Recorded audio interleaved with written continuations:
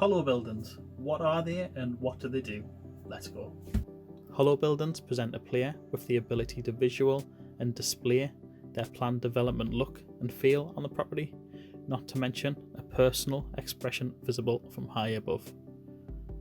That first sentence needs a bit of rewording, but essentially we can use holobuildings to help us plan city or plot layouts or release our creative flair.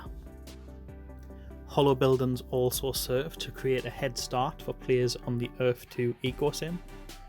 By way of upgrades, a player can utilise the space inside the deployed holobuildings for resource storage retrospectively, meaning at the point of the holobuildings deployment and upgrade, the date is timestamped in the Earth 2 timeline and will be referenced for resource generation and storage when such becomes available.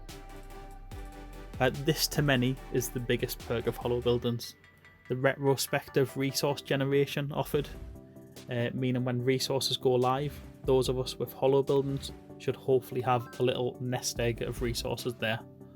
Although it does sound like we need to either buy or activate an upgrade in order to unlock them. Holobuildings could also be used to expedite research and construction times required inside the EcoSim and contribute towards a volume metric cost for phase 3 buildings and structures.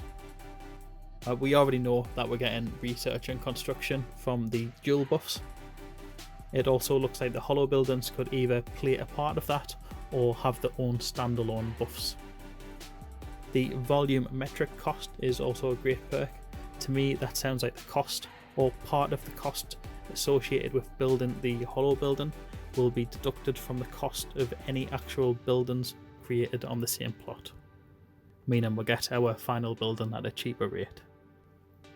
It is even possible that holobuildings could continue to exist inside a triggerable alternative reality filter that sits inside the futuristic world of Phase 3.